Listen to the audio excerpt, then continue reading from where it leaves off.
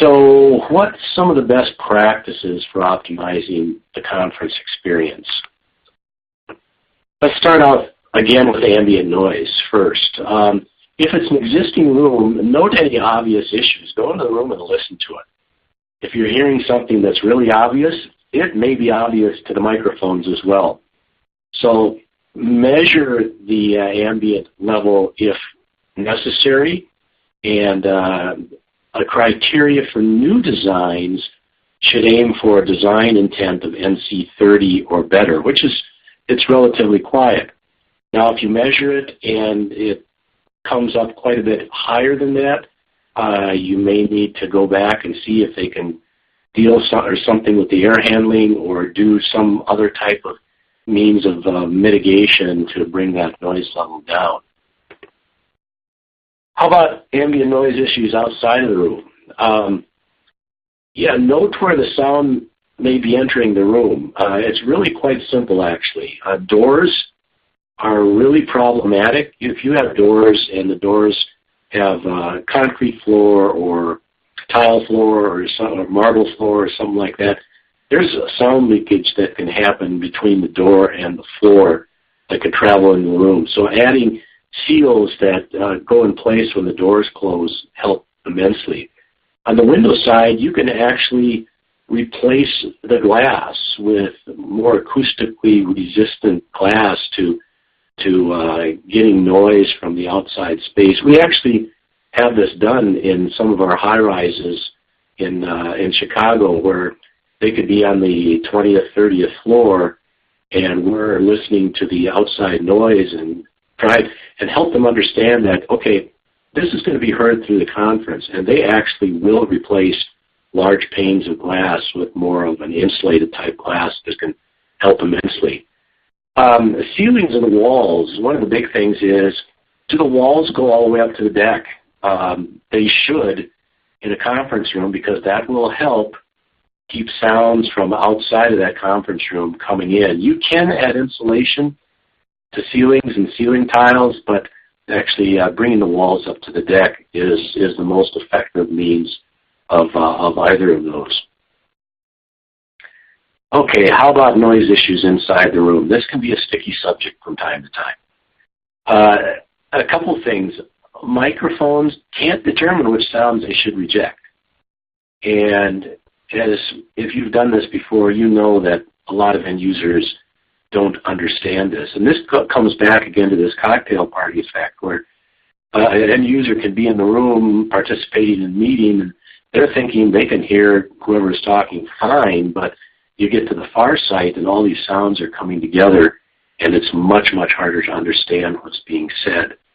I highly suggest we look at training end users on conference etiquette if you have problems with it. Sometimes it might sound idealistic, but for some of our clients, it actually does work. And what you do is you emphasize the obvious. Don't cover boundary mics with paper or objects. Don't block the microphone with a laptop. And I've even experienced this in some of our internal conferences. If you have something to say, you speak up a little bit and address the group. If you have something important to say, it needs to be said in such a way that everybody can hear it easily, because if they can't, they're going to drop out and do something else. And then finally, sidebars are never private. No matter what people say, if they mute their microphone, but there's other mics, open or whatever, they're never private. That's what you assume. They might be. You might be able to do a good enough good enough job on the DSP to mitigate a lot of that.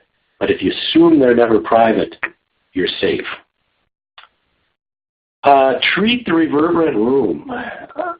I think I can state with certainty that almost all rooms can benefit from acoustical treatment of some sort. Heavy drapes at windows are very, very helpful, and we have a number of suppliers of acoustical materials which you can leverage to help you in your acoustic design. And acoustical panels are pretty easy to to install. And finally, use the right mics. I show 3 different types of mics here: omnidirectional, cardioid, and beamforming. I choose those 3 because those are the ones I see most often in these types of systems. Obviously, the omnidirectional picks up all the room basically when it's on. The cardioid is a little better, and the beamforming is much more narrow in its focus. So in using the right mics, we have to think a little bit about critical distance, which is defined as the distance from a sound source where the direct sound from the source is equal in level to the reflected reverberant sound at the listener.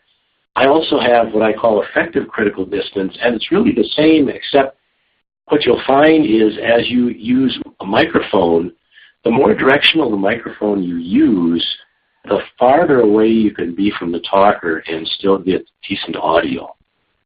So that's how I differentiate between effective critical distance and critical distance. But it definitely is good to pay attention to what's going on when it comes to critical distance. If you have a difficult room, you need to possibly do some math and figure out what the critical distance really is, and then design your system accordingly. In general, the closer the mic element is to the talker, the clearer the sound is at the far end. Makes sense? A directional mic will produce clearer audio than an omni mic at the same distance as the talker. Why? Because the directional mic is rejecting some of the ambient sounds from, maybe even 3 of the 4 walls in the room, depending upon how it's going. The more directional the mic is, the farther away a mic can be from the talker and still produce clear audio. And for best audio quality, the best practice is the talker should always face the microphone.